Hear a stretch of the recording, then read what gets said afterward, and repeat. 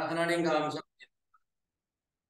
오늘 날이 굳지만 또 하나님께서 잊지 않고 저희를 한자리에 모아주시고 말씀 듣게 하시는 데를 감사합니다. 매주 말씀을 들을 때마다 성령께서 저에게 가득 임해 주시고 하나님의 말씀으로 듣고 그 말씀에 두렵고 떨리는 마음으로 순종하며 또 앞으로 나아갈 길을 그 방향을 잡고 감사함으로 또 기쁨으로 채워지는 예배되게 하나님 도와주시옵소서. 모든 말씀 예수님 이름으로 기도합니다. 아멘. 제가 호주 유학 시절에 교민 자제 중에 의대를 졸업하고 시골 병원에 일하러 갔던 친구가 있었어요. 저와 같은 교회를 다녔던 터라 시골에 혼자 있는 게 치근해서 제가 한번 방문했습니다. 호주 시골을 좀 시드니 살아 시리잖아요.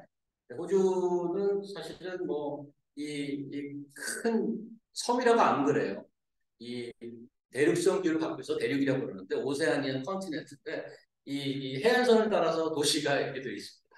근데 내륙으로 한 8시간 정도 기차를 타고 들어가는 그러한 동네였는데 그가 일했던 시골 병원이 인구 전체, 그 동네 인구 전체가 한 2, 3천 명 되는 아주 이름도 호주 이름이 굉장히 많아요. 울릉도. 그래서 호주 원주민 그런 단어가 되게 많은데, 제가 그 친구가 일했던 그 동네 이름은 푸나바나 브레드이라는 깡시골이었습니다.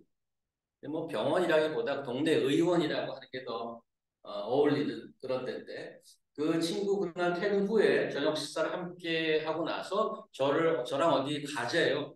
그래서 그렇지 않아도 시골이라서 어둠이 내리는데 뭐 볼 것도 없는데 쭉 뭐 가더니 산으로 올라가더라고요. 차를 타고 산길이 있는데 그래서 이 사람이 어디 가나 내리래. 뭐 별로 없어요. 내리라고 그러는데 그때 제가 이제 나가서 말해 형 아무 소리 하지 말고 여기 누워 그러고 저보고 누우래. 이게 누웠죠. 누우니까 그 하늘이 보이잖아요. 근데 이렇게 봤는데 갑자기 그냥 머리 끝에서부터 발끝까지 그냥 소리가 쭉 치는 거예요. 호주 시골 밤하늘의 하늘을 본 거죠. 왜 이렇게 생겼습니다. 뭐 보여주시겠어요? 뭐 스크린이 이래서 그런데 그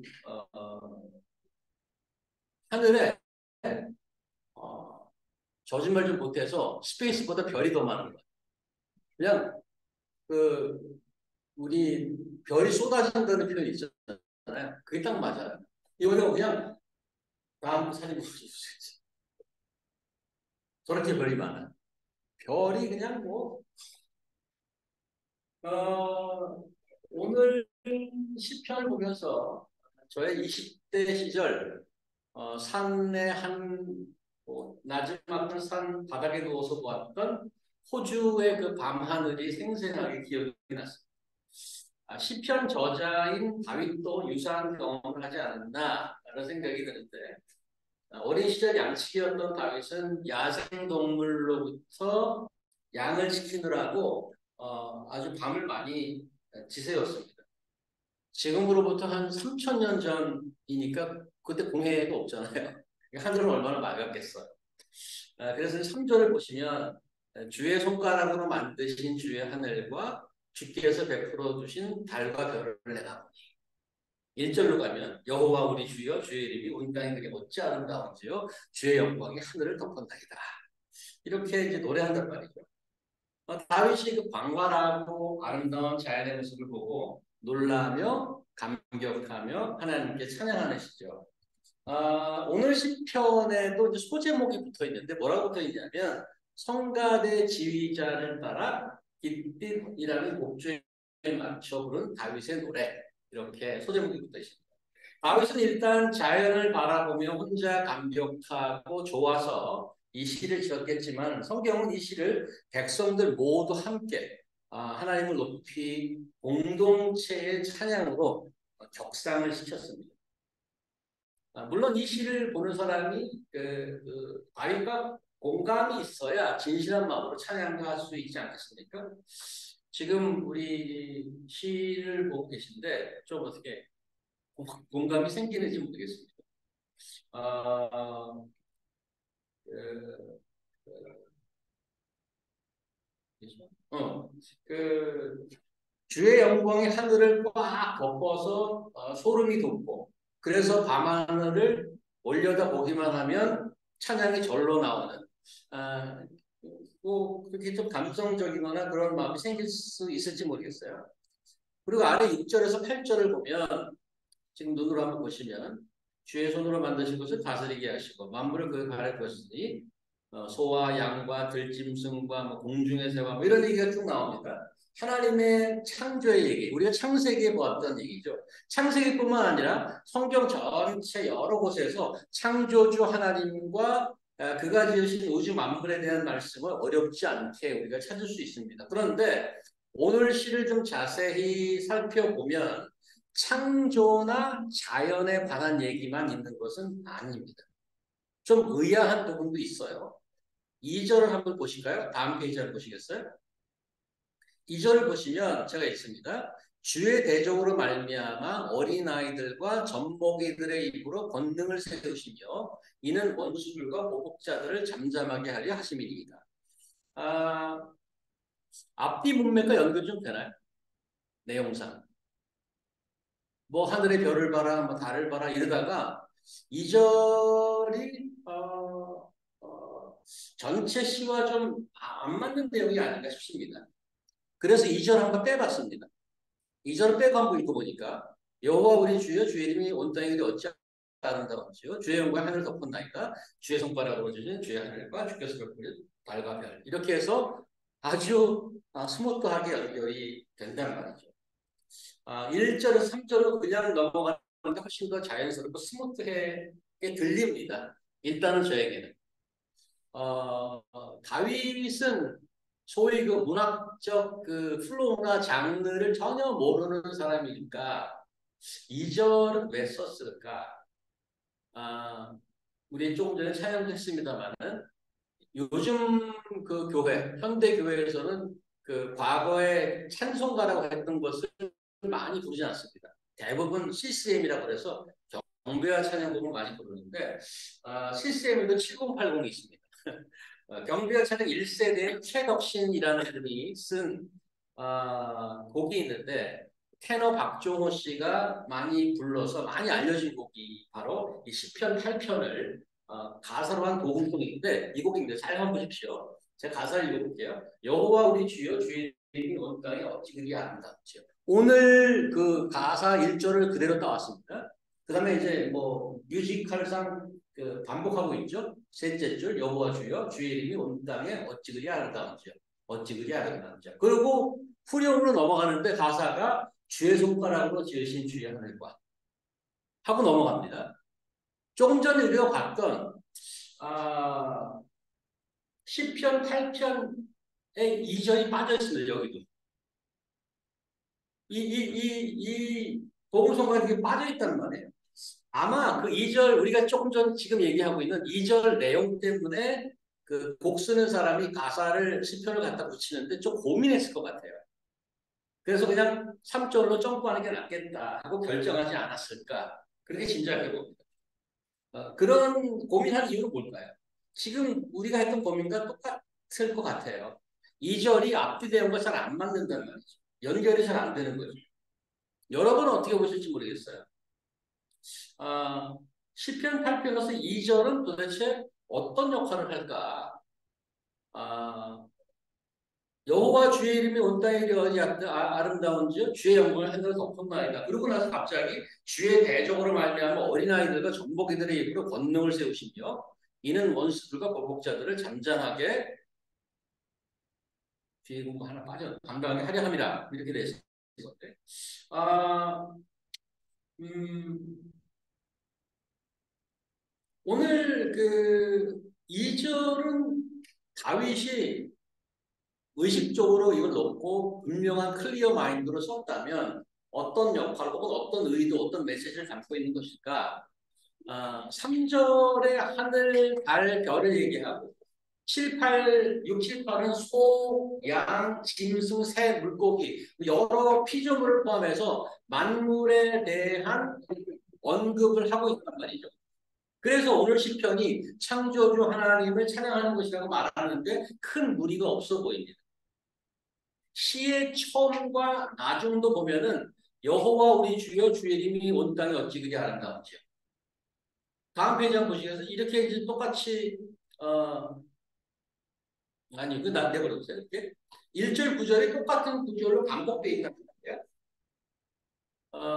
그것도 우리 하나님의 그 창조를 찬양하는 것을 확인해 주고 있습니다. 사실은 1절과 9절이 같다는 얘기는 이 다윗이 그거 주제라고 좀 얘기하는 거예요.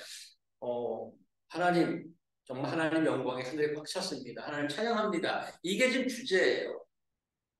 그런데 2절이 있어서 전체적인 주제를 다시 한번 곰곰하게 생각해 봐야 하는 포인트가 되었습니다. 이미 지금 우리가 얘기하고 있는 내용이 하나님의 물질적 창조 세계를 말씀하는 것이라면 2절과 발견성이 있을까? 그게 무엇일까? 2절을 따로 떼어내서 본다면 연약한 아이들의 입으로 권능을 세운다는 얘기인데 게다가 그렇게 하는 맥락이 있습니다. 그렇게 하는 맥락은 대적 원수들, 보복자들의 존재 안에서 그 어린이들이 그렇게 한단 말이에요.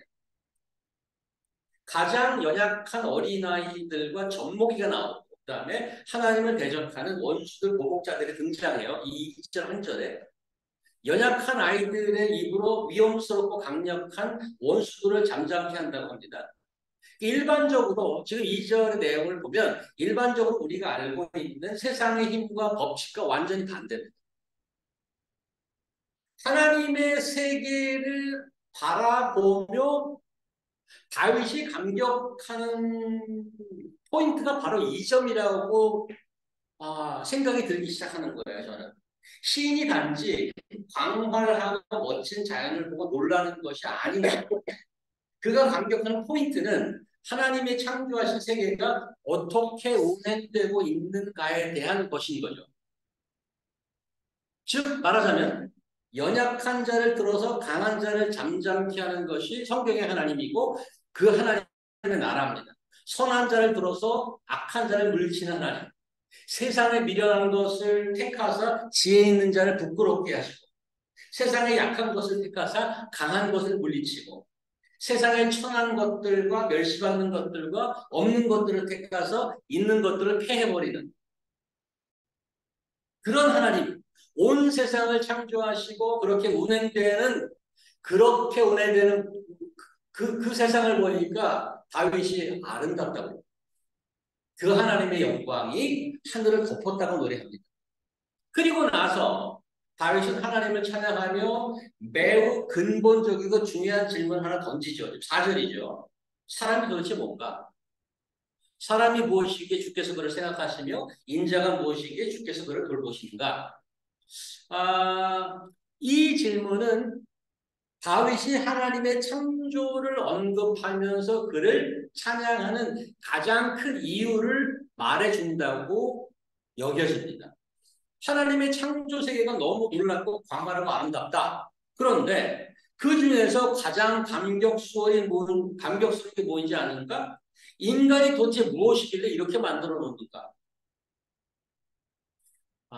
What is man? 사람이 도대체 무엇인가? 이 질문은 인간 역사를 통해서 끊임없이 던져지고 있는 질문입니다. 사람의 인생에 있어서 이보다 더 근본적이고 뿌리 깊은 물음은 없을 것입니다. 여러분도 지금까지 살아오면서 혹시 이 질문 도대체 사람이 뭔가? 이 질문 해보셨나요? 제가 이제 10대 때 그런 질문을 들었던 적이 있습니다. 지금도 생각나요. 제가 전농동에 살았는데 청량리를 거쳐서 버스가 지나갔어요. 그 위치까지 제가 포로제닉으로 생각나는 거예요. 그날 제가 시내버스를 타고 여기 이렇게 이 길을 잡고 있었어요. 어려서부터 제가 팔에 털이 좀 있었어요. 그래서 이렇게 내가 나를 보고 있는 거예요. 내가 나를 보는데 갑자기 그런 생각이 드는 거예요. 뭐 어디 가서 묵상한 것도 아니고 갑자기 나는 누구인가? 내가 나를 빠져나가서 나를 보는 거예요. 나는 누구지? 내 존재는 뭐지? 약간 소위 유체이태라고 그러죠. 내가 빠져나가서 나를 보는 거예요. 이 땅에서 내 존재는 앞으로 어떻게 될까? 모든 사람이 다 죽는데, 나도 죽으면 나라는 존재는 사라지는 건가? 그러면 그냥 끝나버리는 건가? 그런 생각이 들면서 그냥 갑자기 두려움이 확 엄습하는 거예요. 그 집에 가서 굉장히 무서웠어요. 그런 질문을 들으잖아요. 한 며칠간을 잘 못 잔 것 같아요. 그 생각에. 두렵기도 하고, 아주 이상한 기분이 들더라고요. 아, 여러분 혹시 그런 경험이 있으셨나 모르겠어요. 이주자의 그런 경험, 철학적인, 근본적인 질문. 나는 누구인가? 세상은 사람을 어떤 식으로 볼까요? 고대 종교는 인간을 신을 봉양하는 노예로 봤습니다. 그 고대 그 신화 같은 데도 그렇게 나와요. 신의 신기를 건드리면 안 되고 그들을 숭배하는 신이 화내지 않도록 늘 무언가를 갖춰야 하는 그런 존재. 뭐 종교뿐 아니라 일반적인 사상도 마찬가지인데 공산주의 유물론이 있습니다. 그 유물론 사상은 인간을 물질적인 존재로만 보고 정신은 뭐 I don't care. 영은 부정합니다. 이런 사상은 인간을 동물과 다를 바 없는 존재로 여깁니다. 한 가지 가치가 있다면 공산주의는 인간을 경제적인 가치로 봅니다. 생산성이 있어야 돼요. 그래서 무슨 뭐 천리마 운동이니 무슨 새벽불 보기니 북한에서도 그런 운동 많이 하잖아요. 경제적인 논리로 보는 거예요. 영혼 없는 기계적인 존재로만 인간을 보고 있습니다. 여러분 윤리나 철학 시간에 니힐리즘, 허무주의라고 들어보셨죠? 허무주의는 인간의 삶 속에는 아무 가치나 의미가 존재하지 않는다라고 믿는 사상이에요. 이들에게 세상에 절대 진리 같은 건 없고 어떤 가치도 없고 모든 해프닝은 우연인 거예요. 우연의 연속이에요. 무의미한 사건의 연속일 뿐이죠. 가치가 존재하지 않으니까 선과 악, 옳고 그름 같은 것을 따지는 것도 무의미합니다. 절대적인 기준이 없으니까 모든 게 주관적이에요. 내가 생각하는 대로예요. 그리고 상대적이에요. 모든 존재는 무에서 태어나서 무로 돌아간다고 가르치는 불교도 일종의 니힐리즘, 허무주의 사상이라고 할 수 있습니다. 어, 지금 한번 찾아보시겠어요? 그 breath라고 한번 쳐보세요. 유튜브에. 가능한가요? 그 짧은 비디오를 제가 하나 했었는데 그 breath라고 그게 지금 비디오가 찾았지만 한번 보겠는데 35초짜리 연극이 있습니다.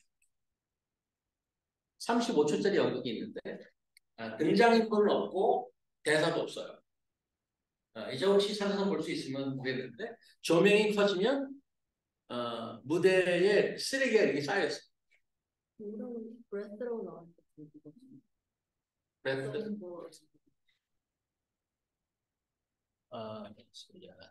그냥 좀 말로 할게요. 35초짜리니까. 한번 상상해보세요. 깜깜한데 연극이 시작되면 쓰레기가 이렇게 비치면서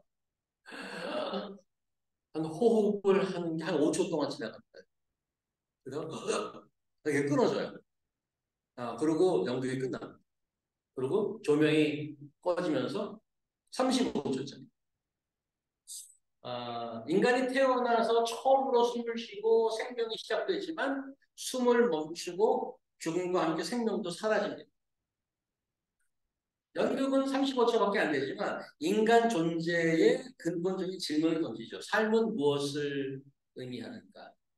이 연극이 대답하는 것은 이렇게 대답하는 거예요. 인간이란 잠깐 동안 breath. 제목이 연극 한번 찾아보면 아시죠? breath. 인간이란 잠깐 동안 어서 오세요. 아이고 빗길에 오시느라 수고하셨습니다. 숨을 쉬었다가 사라지는 허무하기 그지없는 쓰레기 같은 존재라고 그 연극은 답하고 있습니다. 굉장히 가슴 아프죠. 오늘 우리가 보는 시인은 답을 찾았을까요? 인간이 무엇이? 다윗은 사실 사람은 무엇이냐라고 우리가 지금 얘기했던 철학적 질문을 던지고 있는 것은 아닙니다. 자연을 보고 자신을 보니 도대체 사람이 뭐길래 우리가 이런 복을 누리고 사는가라고 감격하는 거죠. 기쁨과 감사, 감격이 넘쳐서 놀라는 그런 겁니다. 이 광활한 우주에 먼지만도 못한 인간 잠시 왔다가 사라질 존재일 뿐인데 어떻게 우리 인간을 생각하고 창조주가 우리를 돌보고 하나님의 창조 모든 피조물을 다스리게 하고 영화와 존귀로 관을 씌우실 수 있나.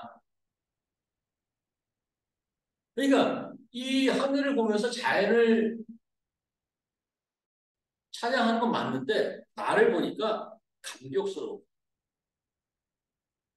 그래서 사실은 어, 예, 그 하나님의 그 자연을 찬양하기보다 하나님이 만드시고 그 목적과 조금 전 2절처럼 그 은행하시는 방법을 보고 더 놀라는 거죠. 근데 지금 다윗이 얘기하고 있는 인간에 대한 이 고찰, 하나님보다 조금 못하게 만드시고 영화와 존귀로 발을 씌우고 모든 만물을 그 발 아래 두신 거. 그만큼 가치 있고 존귀한 존재라고 얘기하는데 맞는 얘기냐 이거죠. 맞는 얘기인가요? 다윗이 혹시 몽상가이거나 초긍정 사고를 갖고 있는 요즘 얘기로 하자면 ESTJ 같은 유형의 사람이 아닐까? 혹시 다윗의 시는 대단히 주관적이고 자기중심적인 고백을 하고 있는 것은 아닐까? 시중에 나와 있는 모든 종교와 사상이 인간은 그저 신의 존재에 시중 돌다가 사라지는 노예고 잠시 숨을 쉬다 없어지는 잠시 타오르다 사라지는 재와 같은 존재이고 아무 의미나 가치가 없는 허무하기 그지없는 고깃덩어리일 뿐인다고 말을 하는데 영화와 존귀로 관을 쓰고 있는 존재? 여러분은 스스로를 포함해서 인간을 뭐로 보릅니까? 어떤 존재로 스스로를 인식하면서 살고 계시나요? 다윗이 지금 쓰고 있는 시는 자기 도취의 결과물이 아닙니다. 지금 1절에서 9절까지 시편 8편의 모든 이야기는 사실 오리진은 성경에서 시작됐어요. 여느 인간처럼 그도 이 땅에서 길지 않은 삶을 살았습니다. 하지만 그의 삶은 결코 허무하거나 의미하지 않았습니다. 어떻게 해요? 매 순간 그의 삶은 풍성한 열매와 의미로 차고 넘쳤습니다. 그리고 이 땅을 넘어서 영원까지도 바라보고 있었다는 거죠. 그게 어떻게 가능하냐는 얘기죠. 코치가 아니라면 상상력의 결과가 아니라 그게 어떻게 가능한가? 어떻게 가능한가? 자기가 듣고 배웠던 하나님과 말씀이 있는데 그 말씀이 자기가 살아가면서 그 인생을 통해서 하나씩 둘씩 확인됐더란 말이죠. 자기를 만들어 주셔서 언약을 맺어 주시는 하나님의 인격을 만났고 수없이 많은 날들을 사망의 골짜기를 지나는 것 같은 그런 순간도 많이 있었지만 자기를 반석 위에 보호하는 하나님의 지팡이와 보호하심을 경험했고 밤하늘의 아름다운 별과 달을 보면서 그 모든 것이 자기를 위해 만들어주신 아버지의 배려와 사랑임을 고백하게 됩니다. 자기의 미래를 계획하여 한 나라의 왕으로 세워주시고 이루어내신 하나님의 뜻이 어떤 것인지 두 눈으로 똑똑히 보고 경험해요. 이 땅에 자기가 살고 있는 이 피지컬 월드, 이 땅을 넘어서 영원한 하나님 나라의 비전까지 보는 놀라운 경험을 한 하나님의 말씀이 자기의 삶의 경험으로 나오면서 이런 찬송을 할 수 있었다는 거예요. 그의 인생은 그런 인격적인 하나님을 만나는 고백으로 가득 차 있는 거예요. 그리고 노래하잖아요. 여호와 우리 주여 주의 이름이 온 땅에 어찌 그리 아름다운지. 아, 여러분은 이런 고백이 있으신지 이런 찬양을 할 수 있으실지 모르겠어요. 아직 잘 모르시겠습니까? 확신이 서지 않나요? 뭐 그냥 그저 그런가요? 우리가 습관적으로 외웠던 성경 구절이 있죠. 하나님이 세상을 이처럼 사랑하사 독생자를 주셨으니 이는 저를 믿는 자마다 멸망치 않고 영생을 얻게 하려 하십니다. 이 땅을 살아가고 무의미하게 없어지는 줄 알았더니 영생을 계획하고 있으시다고요. 그것을 가능케 하는 방법이 놀라운 거죠. 쿠폰을 하나 주는 게 아니고 아들을 보내줬어요. 그 보내주신 아들이 제자들에게 이런 소리를 하죠. 기억하실 겁니다. 남에게 대접받고자 하는 대로 너희도 남을 대접하라. 예수님 팔짱 끼고 좀 잘해라. 너 남의 입장에서 좀 생각해봐. 이런 뉘앙스가 아니에요. 예수께서 인간들 사이에만 통용하는 것으로 그 말씀을 하셨다고 생각하지 않아요. 예수님께서 그 말씀을 먼저 실천하셨어요. 너희는 남에게 대접받고자 하는 대로 너희도 남을 대접하라. 하나님이 하나님으로서 존경받고 예배받고 그거가 당연하신 분인데 우리에게 그걸 보여주셨어요. 우리가 하나님을 찾지 않고 무의미하고 이기고 허무하게 살고 있을 때 우리를 대접해 주셨어요. 어떻게? 사랑. 아무 조건 없는 사랑을 우리에게 다가와 주셨죠. 그 결과가 지금 여기 있다고. 이 시간까지 이렇게 살아온 하나님의 만지시죠.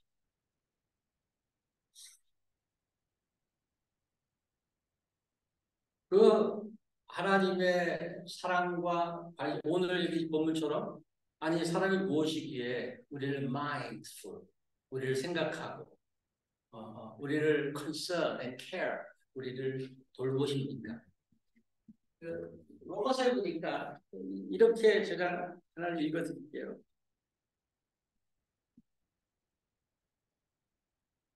어, 자기 아들을 아끼지 아니하시고 우리 모든 사람을 위하여 내주시니까 어찌 그 아들과 함께 모든 것을 우리에게 주시지 아니하겠느냐.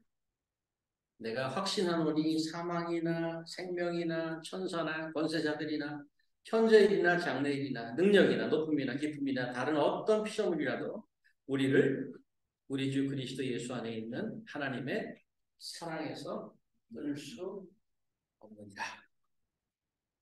사랑받는 자는 무의미하지 않습니다. 사랑받는 자는 혼자가 아닙니다. 저는 우리 삶의 의미가 하나님께서 주셨는데 그것이 이 땅에서 어떻게 확인되고 어떻게 맞다 우리 교회에서 경험할 수 있기를 간절히 바라는 정말 하나님 맞네. 우리가 보통 얘기하는 복음 하나님 우리를 사랑하시고 맞네. 옆방에서 다른 민족이 찬양을 하고 있어서 아까 잠깐 내가 봐서 열심히 찬양하고 있어 그랬어요. 그 One day we get together. 그러니까 아멘 그러더라고요. 아줌마. Let's break down all the words and become one. And then, 아멘. 뭐 하프 조킹리 제가 말씀했습니다만은 사실은 같은 예수를 고백하는 자들이 이렇게 전 세계에서 모여서 이 사람들에게 허무와 무의미라는 것은 없습니다. 여러분과 제가 우리가 앞으로 얼마나 시간을 받을지 누가 알겠어요? 모르죠. 100세 시대? 오케이. 앞으로 저는 반은 넘었습니다. 100세 시대라고 했더라도. 그 나머지 시간 동안 그냥 그럭저럭 서바이브 하는 게 아니고 나를 만들어주신 하나님의 그 인격을 만나는 거죠. 사실은 좋은 사람을 만나는 것보다 더 기쁨은 없잖아요. 여러분도 주위에 절친, 그 사람 만나면 기대가 되고 그런 게 있잖아요. 근데 그분이 예를 들어서 하나님이란 나를 직접 만들어주신 my maker. my creator. 그분이라면 그분을 인격적으로 만나는 것만큼 thrill, exciting한 게 어디 있겠어요? 그분을 만나고 경험했던 다윗이 이런 아름다운 시를 씁니다. 저는 여러분과 저도 그런 시인이 됐으면 좋겠어요. 하나님을 만나고 고백한 그런 시를 같이 쓰고 같이 나누 감사했으면 좋겠습니다. 기도하겠습니다. 하나님 감사합니다. 가만 놔두면 그저 옆으로 빠져서 사망의 길로 갈 수밖에 없는 저희를 어, 간섭하시고 격려하시고 또 때로는 야단치시고 이끌어 주셔서 이 자리까지 저희가 왔습니다. 하나님, 저희가 아직 밍숭맹숭하고 잘 모르겠으면 하나님의 어, 놀라운 인내와 참으심을 어, 그렇게 하게 한 저희 용서하시고 저의 마음을 더 열어주시고 하나님 앞에 더 다가가고 이 세상 어떤 즐거움이나 그저 없어져갈 일시적인 것에를 뛰어넘어서 영원한 생명이 되시고 영원한 진리 되시는 하나님을 더 가까이 만나고 더 사귀며 더 깊어지고 그 사랑을 또 모르는 다른 이들에게 전하는 데까지 갈 수 있도록 아버지 인도하여 주시옵소서. 예수님 이름으로 기도합니다. 아멘.